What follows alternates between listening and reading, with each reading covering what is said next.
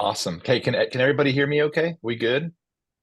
Gosh, I like your lights, Joellen. Well, hey, well, let's just go ahead and hop right in. I know we have a couple more people that are slated to come, but I know it's also Thursday, so we have kind of a really good topic this week. Joseph, you had posted in the group about this idea of you're kind of at capacity and you're looking for a new way or a better way to be able to rock a group environment, maybe online, right? That's kind of the concept. And Yes. so wanted to get together and open that up. Uh, and oh my gosh, we have so many group teaching wizards here. Hey, Carly Walton, what's up? Wow, good to see you too. Hello. Wow, it's like a little party here. Okay, this is perfect. So, I thought, so usually with these masterminds, what we do is we have some kind of like overview topic, but we're also just checking in with each other, saying hello, getting connected, maybe sharing other things that we're doing. But we can just dive right into this today and kind of start the conversation. And then the way these work, I think all of you have been to one of these before. Is feel free to grab the baton, take your turn, of course, introduce yourself and share what you're up to. And if you have any other questions, I know we'll have time for that today too. But we're kind of discussing the idea. And did I get this right, Joseph? Is you're looking to do group lessons online to expand your student. And if you want to kick us off, just go ahead and tell us what you're up to, and we can kind of take it from there. Sure. I think this is the second mastermind I've been in with you, and I don't know how you have time to do these, but I'm very thankful. So Oh, thanks for making this happen. awesome. Okay, so yeah, so I have a membership that I have. The aim is basically to help students who have interest in classical music, who have no piano skills, or like, they're returning from a long break, get to the point of late intermediate piano skills. And there's a lot of courses and things like that, like a lot of courses and tutorials and all that. But in order to like really help students, I need my eyes on them, and I'm trying to encourage them to understand that. And so I'm trying to move them, the ones who need it, into some lessons. And I've been doing that for a while, and now I find myself pretty much out of spots.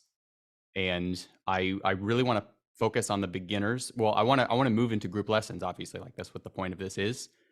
But I am I'm not sure that's the right fit for like the higher level students, but I do feel like it's probably a good fit for the lower level students. So like the beginners, or maybe a little higher. I want to start with beginners because I find myself saying the most of the same things to them and answering the same questions. So I feel like there's like a really big increase in value on their end. And of course, it'd be nice to make more than like $60 or $70 an hour too.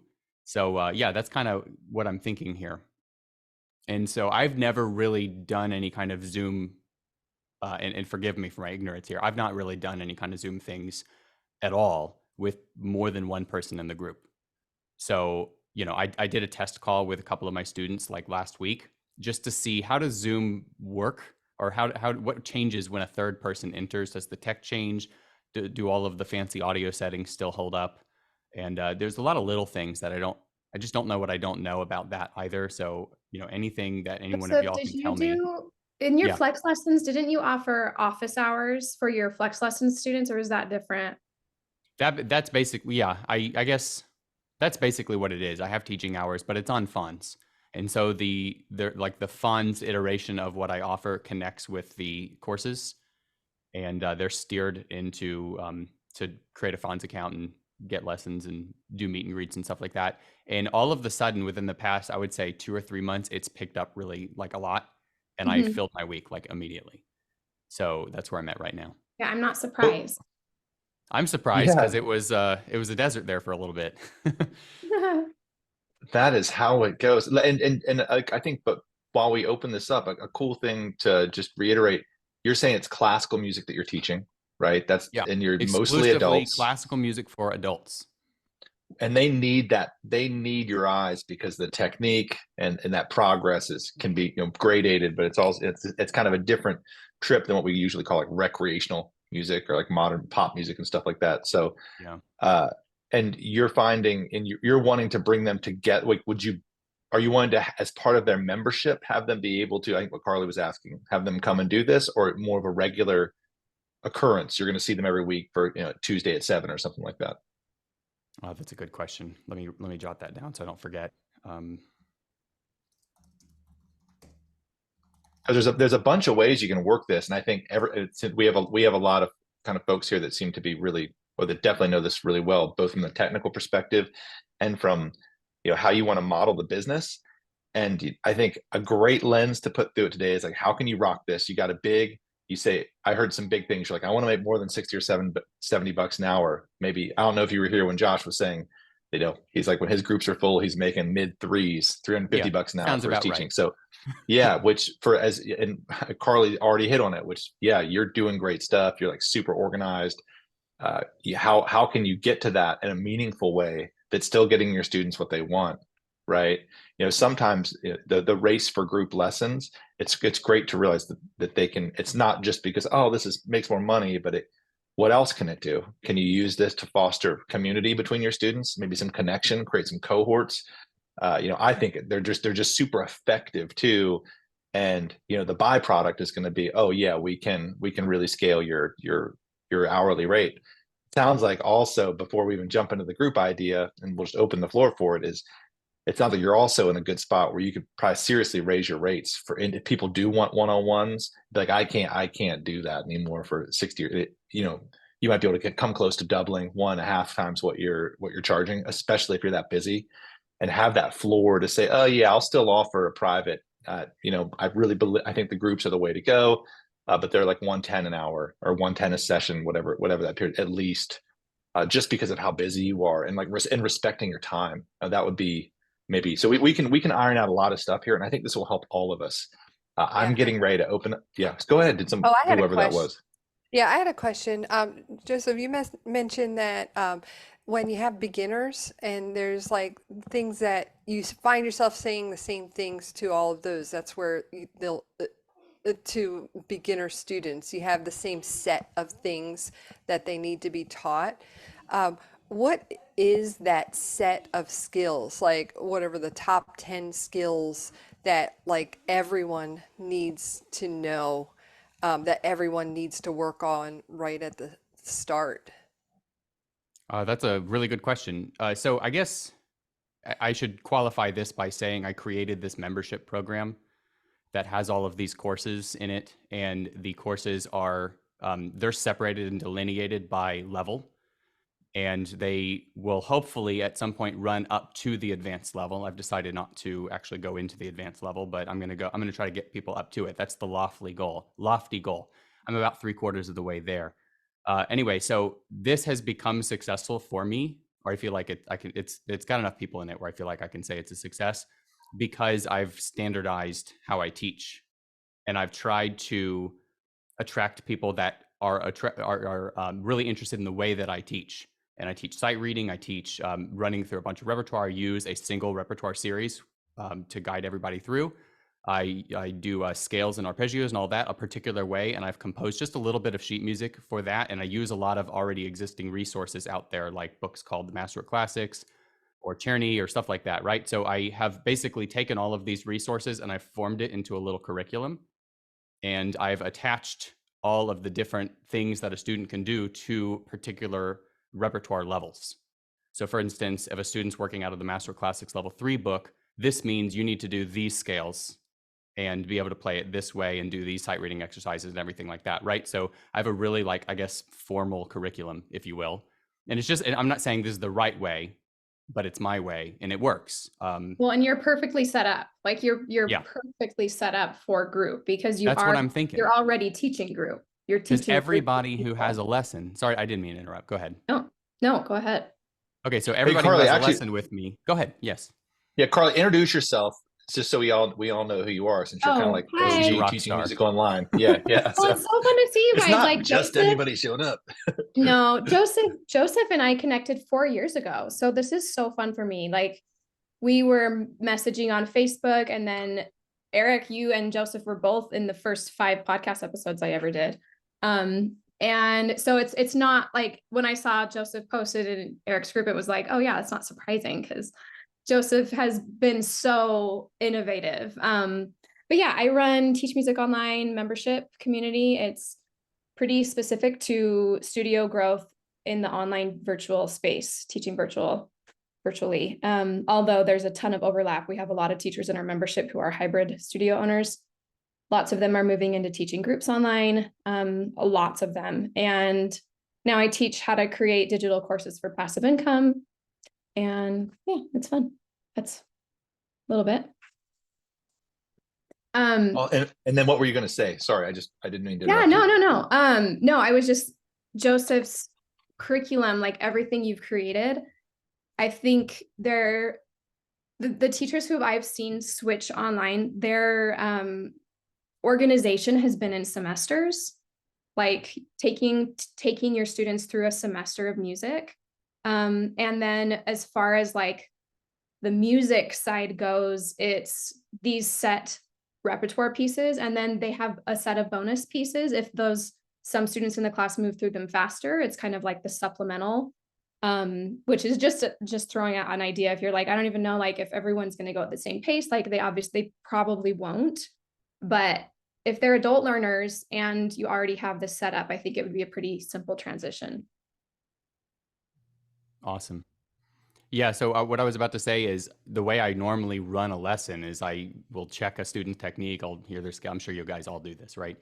And I'll hear some sight reading exercises, and we'll hear some pieces, and kind of go back and forth. I mean, it's pretty standard. It's nothing groundbreaking. It's just the way that I kind of like find where everybody can be relative to my curriculum that always gives me a path forward.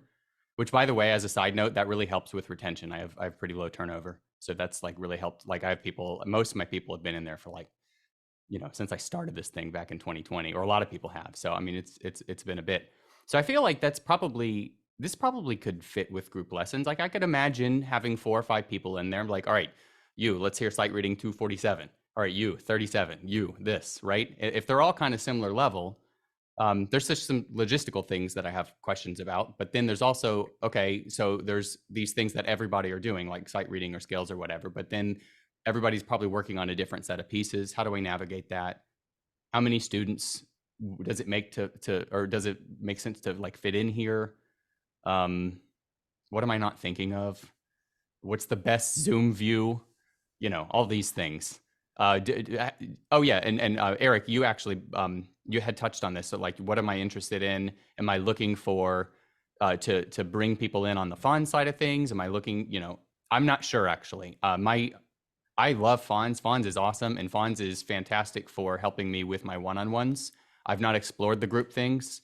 I can see that it does the group things, and right now I'm planning on pursuing that.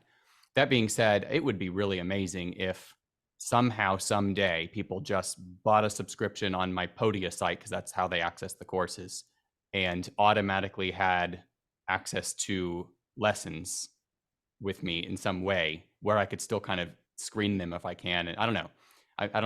I'm not sure what the long game is here. Before talking to you guys, I was planning on having the Fons thing be what it is, and having group spots on the calendar, and then encouraging and sending out email blasts or something like, hey, I have these things open this week, and here's the link, and there's 5 spots or 8 spots or something like that, and it'd be pay as you go in. But I don't know. There's probably a better way. What do y'all think? Yeah, let me reiterate back something you said, because all those things are doable.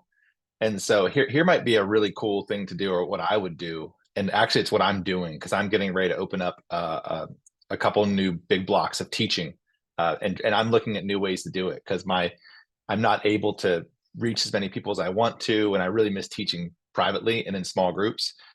But so here's a couple things to think about. One is the people that you're serving, and I think this, and then and what you're saying is, let's look at 2 personalities that would do the type of thing you're talking about. One, let's say it's a surgeon who's really busy, and they wake up every morning and they practice their classical and their scales diligently for an hour. Like I know a lot of people that I've run into in classical guitar that have done this. It's like it's their meditation to help them like deal with whatever stress they're under or what they're doing. This is a real common adult avatar for studying classical music.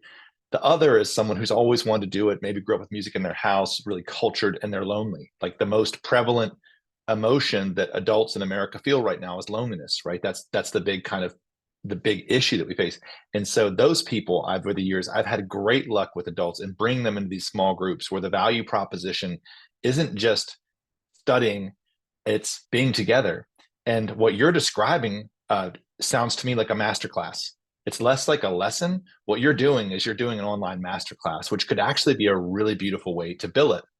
Now, if I'm a surgeon and I make $730,000 a year and I'm stressed out to the core, and my practice time for piano that I use every day is what keeps me from falling apart, right? And I wake up at 4:30 and I do that.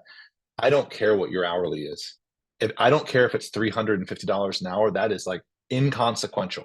And I know teachers that really focus on that type of personality, and they're packed, right? And they're giving great value, right? Because that work is like, you're helping that person be able to move the world. So as we're looking at all this modeling to saying, well, I might be able to still offer some privates, but they're going to be $300 an hour. And that's for this type of personality. But for other people, I'm going to do these group things where you really could say it's a regularly occurring masterclass where we get together and play the pieces that we're all working on. We give each other feedback. Maybe they go off on their own and do some, some feedback. But this is like a great moment for a spreadsheet, because you kind of owe it to yourself to measure the metrics on a couple levels. One is like your personal satisfaction. Two is like how much impact you have to your students, right? Because you've already built the niche. But then three, it's like how much money can you make doing it, right? And these things kind of all balance out to where like, oh gosh, I can triple the amount of money I'm making, or I can the number of people I'm reaching, and you kind of create an equation. And I've been doing this a lot, which is different, mostly bigger music schools. We do this, we meet with them. So I'll open the floor. I know we have Sam here, might want to talk tech, but if anyone would just like jump in or raise their hand. And Josh, I know you're crushing group lessons, and Joellen, you've got new stuff going on. Stephanie, I'm not sure what your trip is with groups right now, but this is really interesting. So I'll just open it up. Yeah, just to piggyback off what you were saying, Eric, one of my pieces of advice to teachers who are trying to get into groups, especially online, is basically what Eric's saying with more of a webinar than a lesson. I just call it the practice hour. So it's sort of my cheating way of giving the teacher back an hour of their week too. So my thing is I bill it as this 1 hour session once a week where the teacher is actually practicing whatever they want to work on.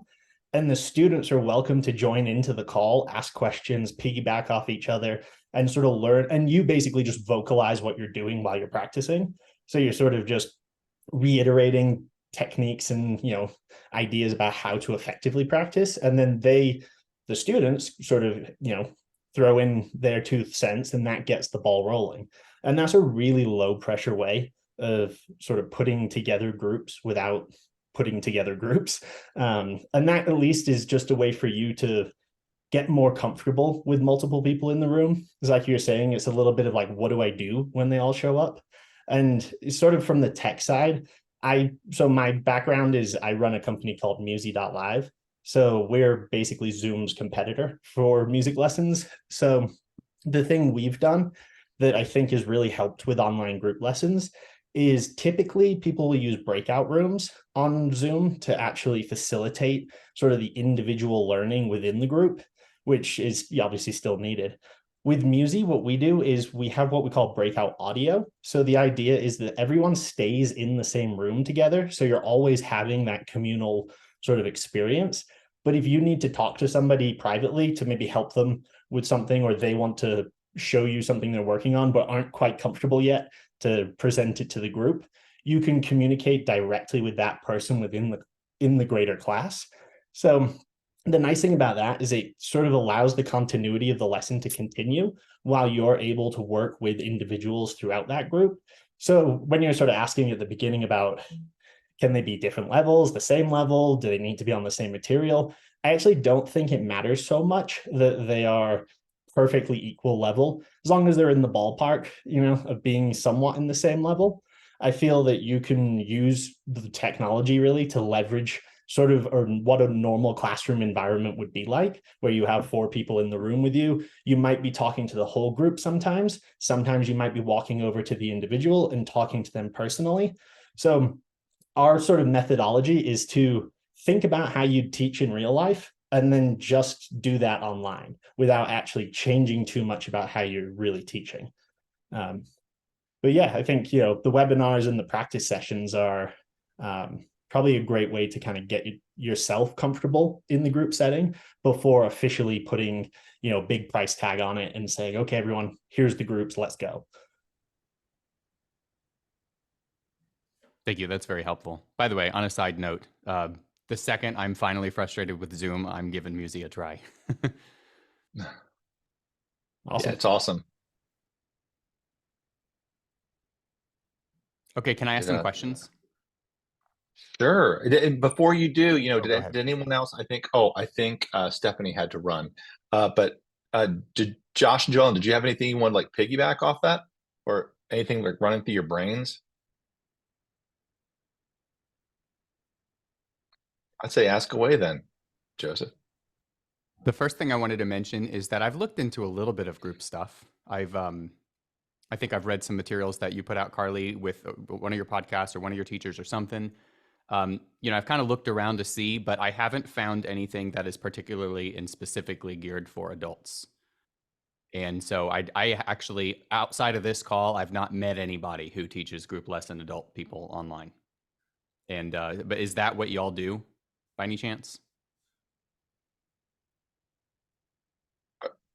In this group? Yes. Like how many of y'all teach group lessons online with adults specifically? I teach, have. I teach a mix of kids and adults in the class. We focus on the musicianship skills, so I'm able to teach the same stuff to everyone. It applies to them at whatever their abilities are. So I was thinking for you, and you're just talking what Sam's saying about having a webinar or like a master class. It might be something that has a different focus than the curriculum, but reinforces the curriculum. For me, it's developing the musicianship and analyzing the music to know what the story of the music is. And that's something that can be taught to all levels. I wanted to have my class schedule open so anyone can show up for any class. So I wanted to make sure the group had something that had like anyone can show up for it, and I don't have to worry about dividing up levels and stuff. I can just give a subscription. It's for anyone. In order to get people to that level, I have like this intro course to get you up to speed so you can do it. It's not very hard to learn because we're working with musicianship, not so much music theory that comes last. So I think for just thinking about your circumstances, I think I like the webinar idea and having just something that's a different focus that reinforces what your curriculum is. I appreciate that. That is such a useful piece of information. Something that focuses on something that's not necessarily in my curriculum, but that can be kind of universally applicable. Love it. I also really like the idea that it's a masterclass. I mean, yes. And I like what you were saying, Sam, everything you were saying. I took notes on all of this. This has already been immensely valuable for me. So I appreciate it very much. Yeah, Okay. I really like Yes. Masterclass too. Masterclass kind of rings out because it goes with your vibe. And like anyone that's had like even a tangential connection to classical music, they probably go to like the master classes at the college when a great player comes into town and conducts them. Like I used to love doing that growing up and go and see them. And there's a great connection to that idea, and they're fun.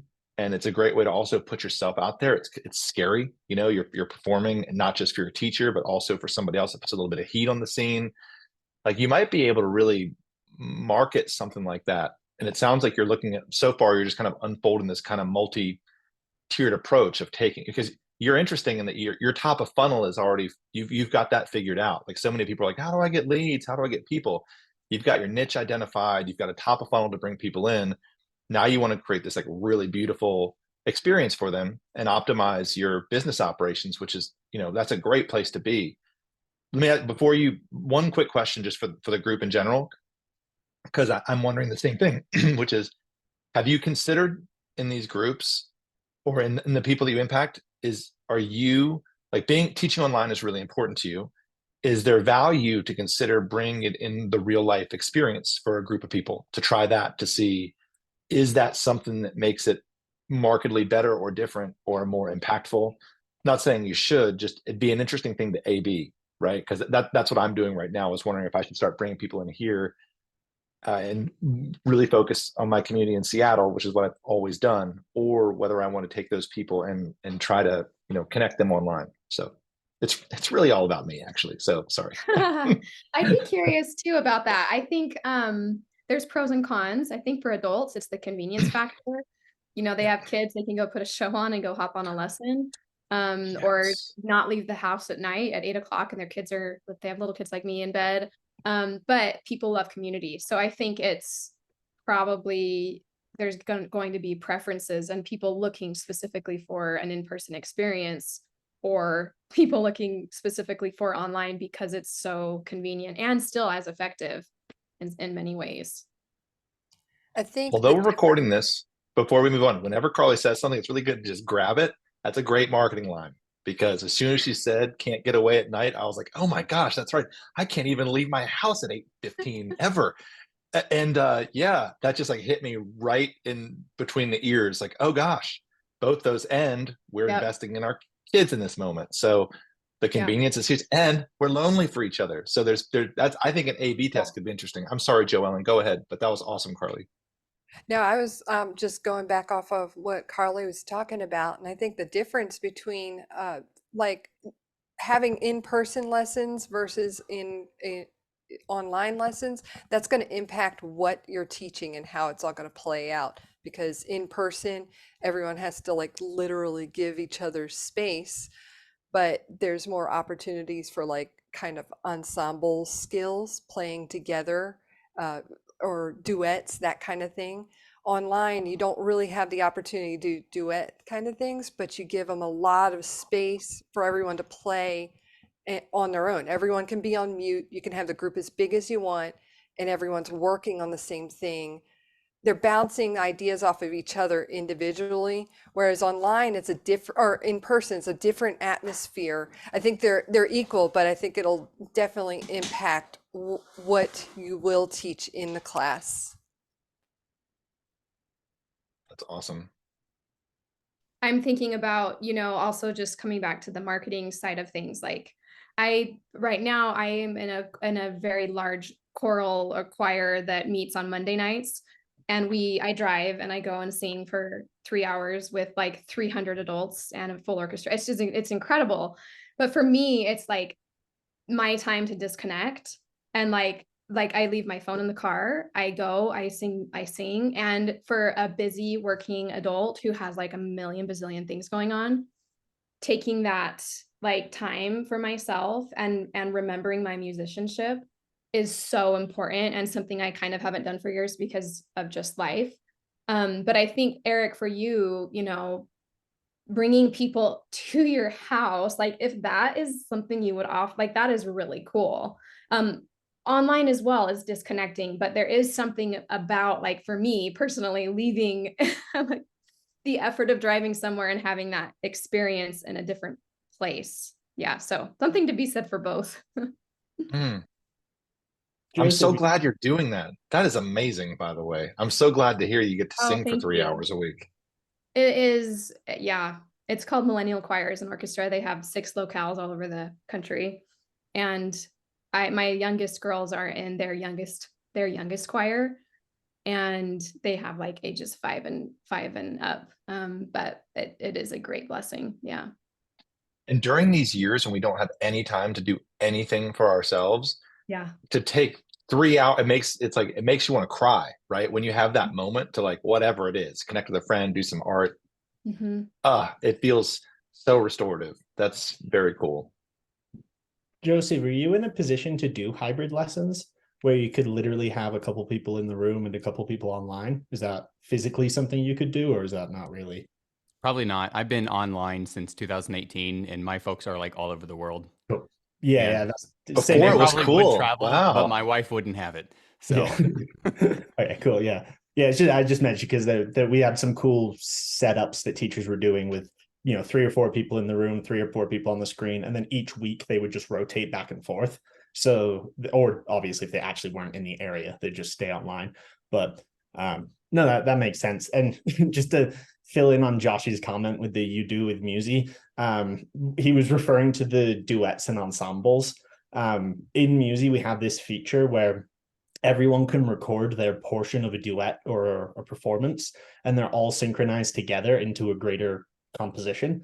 So the teacher basically can be like the click track or the conducting track or the first initial track, and then every student layers their recording on top, and it negates any lag problems because they're just doing a local recording. And so by the end of, a minute or two, you'll have like 5 videos on screen, and when you hit play, all of those play back. So you still can sort of mimic that ensemble experience. It's definitely not the, being in person and actually getting to do the thing live, but it is a good sort of workaround for any lag problems. But that is really interesting because I saw Josh saying that. It's like, oh yeah, that's kind of a game changer for online, that functionality. What is it like? Does it feel like you're in mixing software, like you're on? No, yeah, we tried really hard. You have a count in, like it's a count in and you just jump into your part. Yeah, basically. So you can set the metronome to do the count in, right? And then you can, you just hit record. It'll do 1, 2, 3, 4, and then you just do your thing. And then the options are literally record, re-record, save, and delete. So there's no editing, there's no moving things around. It's all automated. So it will synchronize everything based off the first recording by itself. So as soon as like, let's say I'm doing the second recording, when I hit record, the initial recording will start playing at exactly the same time I hit record. So anything I do going forward will be in line with that performance. And then it just immediately gets added to the greater comp. And so you can do it like a one-on-one, or you can do an ensemble. And then we do 2 forms of it. So if you're doing a group class, and let's say you want an ensemble, like all 5 of us are going to jam together. I'm harmony line 1, you're harmony line 2. You make a public version of this thing. It's called clips. So it'd be like a public clip. Basically, the idea is we have one file that we're all sharing and we're all adding in our recordings. Or you could do a private clip, which is the teacher makes sort of the initial track, but any added tracks by the students are privatized, so only you and that student can see them. So that way, you could go around the room and let people sort of take their shot and maybe doing a solo or something over your backing track. And then each student's not like watching or listening to the other students' recordings. They're just sort of focusing on their own thing.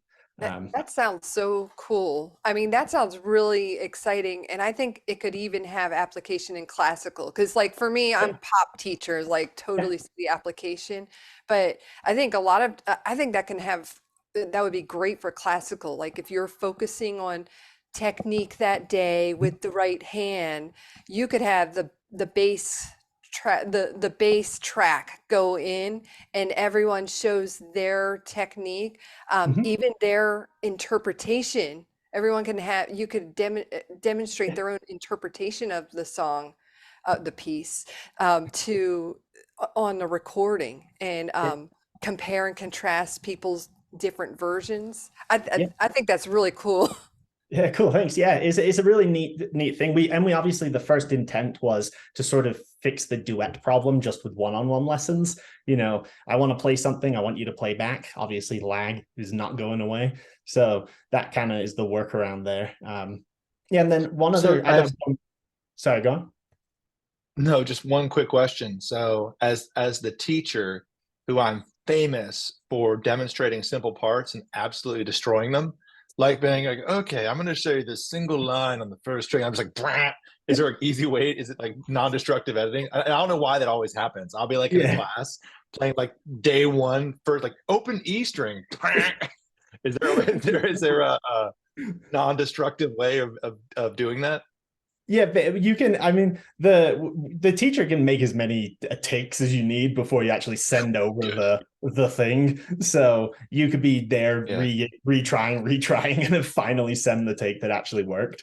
Perfect. But yeah, you can make the recording, listen back to it. If it's not what you wanted, you just hit record again and just try again until you've got it. And similarly for the students, so they can basically just be there doing takes and takes and takes, and they can be saving all their takes if they want. They can just be I have one student who literally just uses it for just filling in practice stuff. So like you'll see 50 takes of him playing one little lick, and each one just gets a little bit better and a little bit better. And so it sort of depends how you want to use it, but it's it's pretty cool for being able to actually interact with the group. And then Cool. similarly, when you're online, another sort of problem that occurs is being able to annotate things for individuals. So with Musi, I don't mean to make this like a Musi demo or anything, but this is just two things that are very group specific.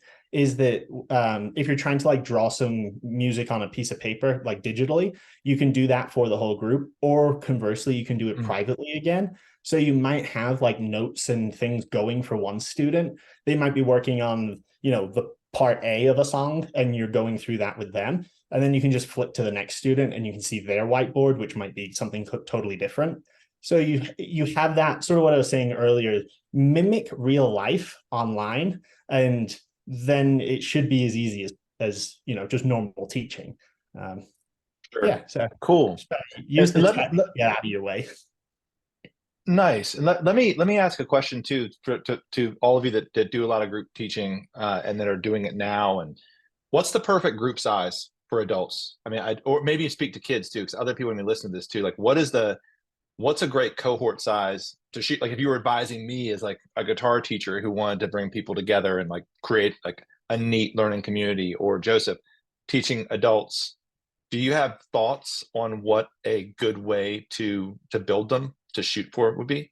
Is there a minimum or a maximum, I guess I'm asking? Josh, you might want to speak to that. You've been testing this a lot, but. Yeah, I can speak for kids, but primarily I teach beginners. So I got a lot of middle school, high school age and that kind of thing. So don't know much about the adult group stuff, but I can tell you kind of what's been working here. Ideal group size for me is probably like 3 to 4 kids. I've just found that I teach guitar. So man, you get 6 to 8 guitars banging around. It gets pretty crazy pretty quick. So there's ways around that I've found that I've been testing the last month or two. I'll share with you real quick too. That this is more for in-person stuff, but you could probably online, but I went and got these little. Let me cut you off really quick, Josh, before you go further. Like, Josh is building this business in his community, and you've just done you have tremendous business and marketing acumen, but you also have this great vibe. You have this new space, and every time you post something, it's like, oh man, this is sick. Like, you're doing really, really cool stuff. You seem to be growing fast. You've helped a lot of people with different ideas for social media. I see other people doing some of the things you've been sharing, and I'm like, oh, I see where that came from. That was Josh's advice. And so really appreciative. And, I think it's good to know that you're doing recreational guitar, starting out basically beginners, right? You have a pretty aggressive growth strategy. Like, you just started, it just seems like, I don't know how long I've been talking to you, but like maybe a year ago, you jumped on all in on this. And, you are mainly focused on impacting your direct community, right? You're not doing a whole lot of like branching out around the world. It's mostly like, in your town. So I didn't mean to interrupt you. I just want to make sure people knew who you were before. Yeah, no, I appreciate that, man. So I'm soaking in everything you guys are saying, because I'm the newbie here. I'm the new kid on the block. I've only been doing this for less than 2 years. But I did it part-time before that. I think that's where I met Eric. I was like, man, I'm doing this part-time. I'm kind of getting to the point where it's getting kind of pain in the butt with scheduling. That's when I found Fons and all that. But yeah, decided to go full-time a couple years ago, last 2 years ago. Anyway, I had 4 students. Now I got a guy working with me, got up close to about 40 students. So our goal is to try to get up to that, 6-figure mark in a few months. But anyway, so group lessons I learned was the key to do that with, make the most of your time. I just know how to do that. I ran across Daniel Patterson. A lot of you guys know him, have interviewed him. So I bought one of his courses a year ago, or a little more than a year ago. And I was like, okay, this is how you do it for piano, but what about guitar? And I asked him, but he's like, well, I mean, there's some guitar guys in the community. Why don't you talk to them? And I was like, I couldn't find anybody. Then I ran across Michael Gumley. Some of you guys have interviewed him as well. So he does the Guitar Ninjas program. That's this little curriculum book he came up with. That's Michael on the back. And those are like little guitar straps in the back. It's like a level up system. You start with a white belt, get to a black belt, that kind of thing.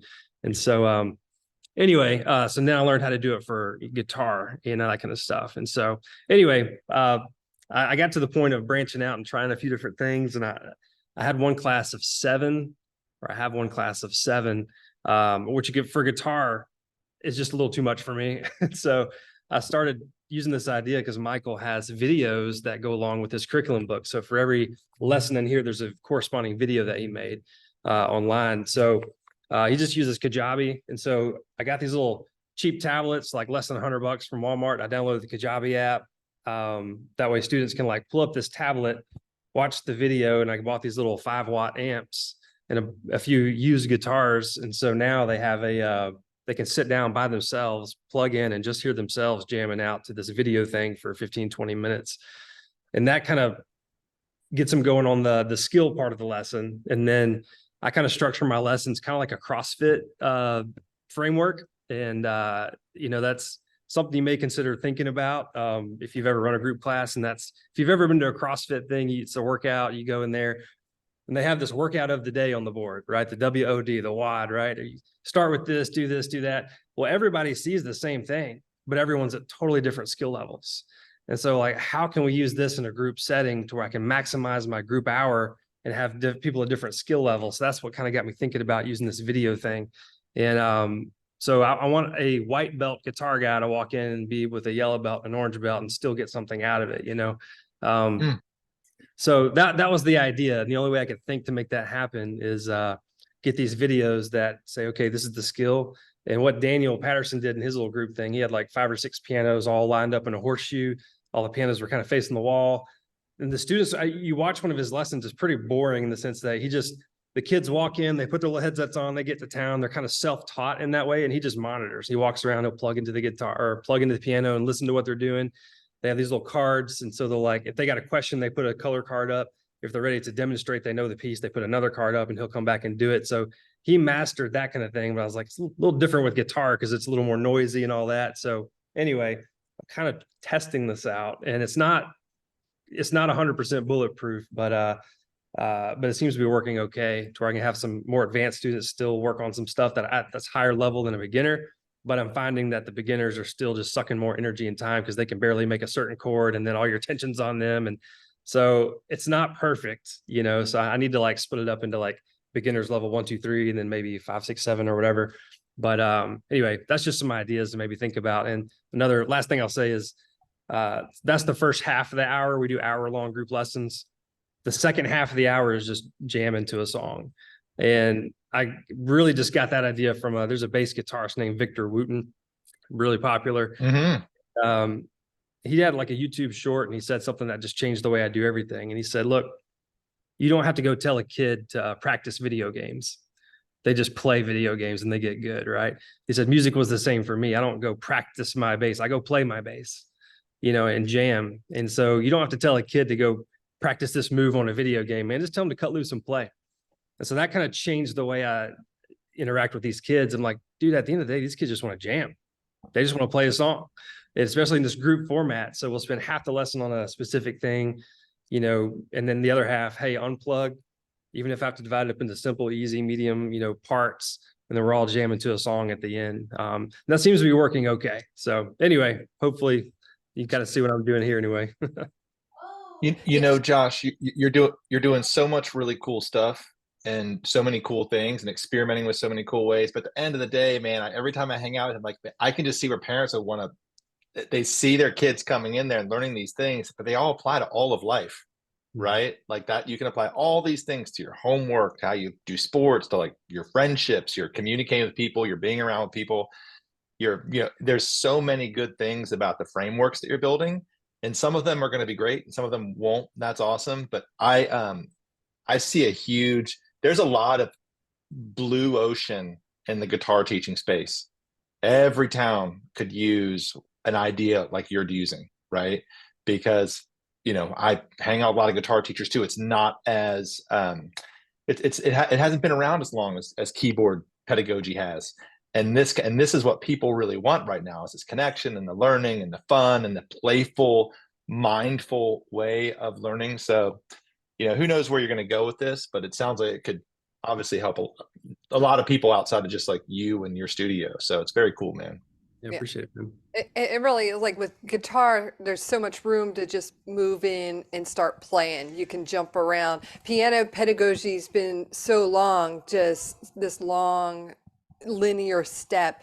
And that's what I'm trying to do with my program. It's like, I want piano lessons to be more like guitar lessons. You can, anyone can take 6 months of guitar lessons and then they feel like they're a guitar player for the rest of their life. but it's like piano, a lot of times people with piano, they don't feel like they're a real musician, and they're practicing for years, and they're taking this for years, and they don't feel that musicianship yet. And that's really what I think can happen with these, like these webinar classes, where you're really teaching that anyone can jump in and start owning their own music, and being able to think like a musician, not think like a student who's following directions, and just providing those experiences.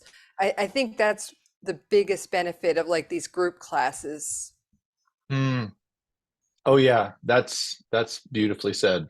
Yep.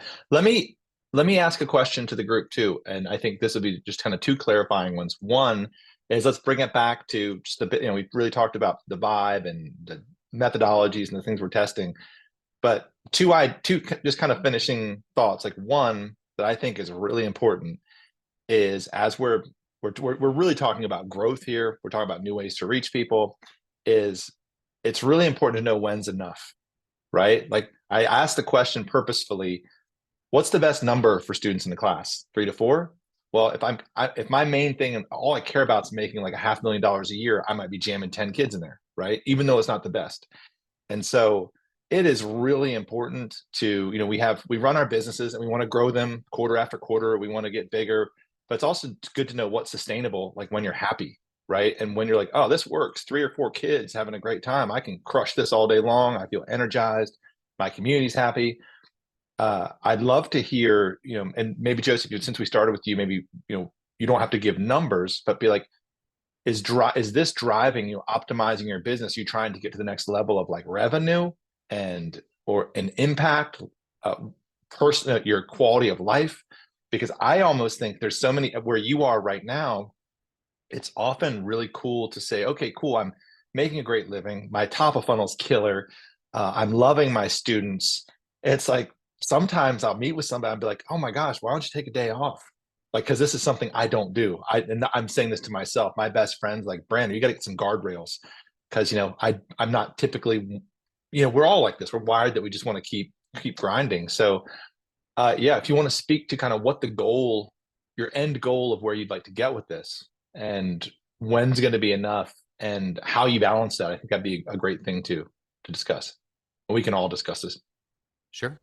I've thought about this a lot. I want to remind you all that my membership, where people buy courses and all that, they pay monthly to basically get my curriculum. That's the most scalable thing that I do.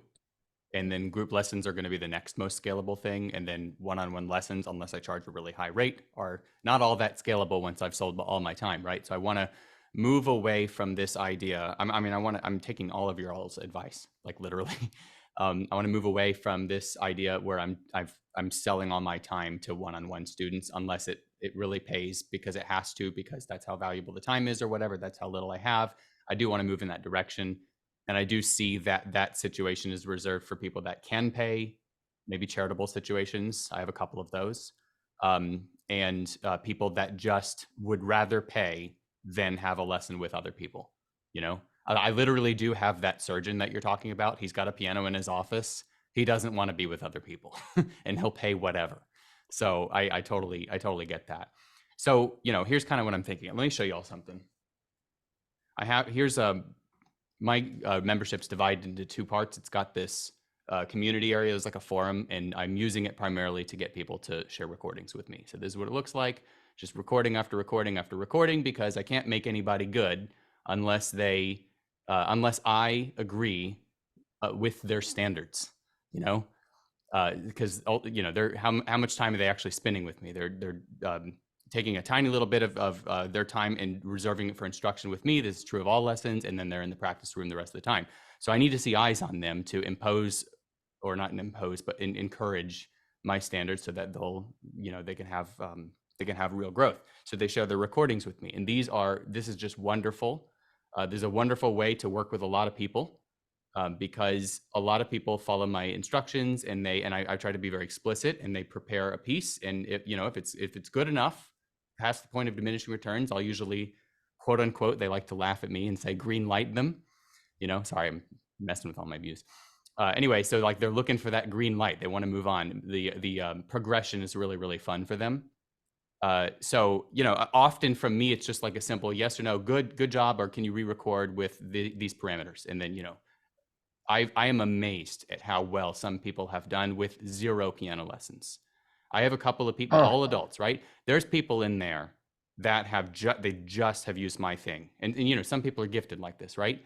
After about a year of instruction, they're every bit as good as they would have been if I was meeting with them each week, yet they've had no lessons. So that's amazing. But every now and then, some people need lessons. Okay, so they'll submit a recording, and something's wrong with their wrist or something. You know, they're stiff. They don't know how to feel arm weight. That's the most common issue I see. They don't know how to feel arm weight, right? So it needs a back and forth situation. This is where I need to get the person in front of me where we can go back and back. Recording sucks for that. I figured that out. You know, so given that y'all see this, and of course the other side of it is all my courses, but that you can't see that right this second. But anyway. My goal is, I know this is lofty, and I'm happy to provide real numbers because this is what I've worked out. I want an ultimate goal of 250 people in the membership. And I want people to be able to get lessons, or really, you know, it doesn't matter how we couch it, masterclass, practice hour, private lessons, doesn't matter. My eyes need to be on the student, and I need to be offering correction. Oh, show me your sight reading exercise. Okay, that's not how we do this. Here's actually, let's try it this way. Everybody always sight reading too fast, so they never develop any skills. So, you know, just getting them to go slow enough, all these things, right? I'm just trying to adjust standards, constantly course correct. The more often I can course correct, the farther the student's trajectory is going to go. And of course, that works really well for retention for me, because the people that are in there submitting recordings stay. The people that I have turnaround where people cancel and leave my membership, they never submitted a recording. So I got to try to get people engaged and do the recording thing, but also I want them to engage in this community, because that community and not being lonely and everything, I can tell that that's going to be key. So I want to be able to teach or manage in this membership up to 250 people, where I teach Monday through Friday, not all day, just I have some hours, right? And people don't feel like they're waiting too long for a lesson, and then they can get it as much as they need. That's my goal. And I know the numbers will work out very well for that. Go ahead. Are you emailing your members? About what? Anything? Yeah, so I have a couple of things. Anytime anybody posts, if they have the notifications enabled, they can see the posts. Okay. I also have like a really long, like I've written all these. Are y'all familiar with the Ship 30 program? No. Dickie Bush? Yes. Yeah, of course. Okay, so I entered into a little competition with Podia, which is the platform that my website's on, and I won like 5th place or something like that. And they gave me the Ship 30 for 30 package as a little runner-up prize, and I took it, and I did my best. I couldn't actually do the 30 because I have 3 kids and it's crazy. However, I did about half of it, and what I ended up doing is I turned those essays into a series of emails, and I just made this campaign, and I just polished them and made them nice, and I turned them into a series of emails that go out roughly every 2 weeks. They apply to all levels. They're just about musical subjects, and they just re-engage, you know. Cool. And they pitch the membership, because anybody who gets I have all these free things, right? Anybody who gets any of my free things, hop into this. It's not really a funnel. It's just like a little, it can be a funnel, but it's just a thing that I'm putting out for them. So that's one of the ways that I'm engaging them, and I think those are cool. One quick thought on community. Community is so powerful, and as creators running a membership, like, it can drive you crazy when people don't engage, but we can't let it, because it's completely on their side. I've been doing Teach Music Online for 4 years, and some members have stayed for 4 years, and you'd be surprised at how many of them don't engage in the community, but they watch all the course videos. I've learned of these people. I know they're there. I do that. Yeah. So, I mean, it's kind of this healthy balance of like, I'm doing all I can to put out content, to invite them to live events, or, you know, comment on this or that. But there are just some people that it doesn't help them. It's just a personality thing. But on both sides, right? Like, we need to do all we can, because that's my constant thing, is how do I have higher retention? And I think community, but it's also, I can't force them to open their phone and comment on stuff. Yeah, and I think it's a good point. Some people just are they're averse to it. They're uncomfortable, and they love being flies on the wallpaper, right? Or flowers on the wallpaper. They love just watching. So that's I a do want great to I point. want to invite those flies though, because I know. they're in there for piano lessons. They Yeah. can ultimately like hit advanced, or Yep. they can hit their piano dreams if they get some criticism. Mhm. They can't go anywhere elsewise. Like, it's extremely rare for a person to just self-study and become an expert in something with zero expert feedback along the way. So I'm trying to make it as attractive and easy as possible. And this membership thing with the recording thing, that has done wonders. A lot of people So cool. have posted, a lot of people have posted. And so that's, that's a really, really low barrier to entry. But even better would be this group situation. Because right now I have like 50 people or something in there. And so that those people are interested in getting lessons with me, and I'm already can't serve the amount of people that are interested. And I want to Oh, get to 250, you need more And time. Yeah. yeah. Oh yeah. And So I can't, really, I'm working way too much. I need to scale down. Uh, Oh, yeah. long-term goals here. So this group thing is the ticket to a lot of life changes for me.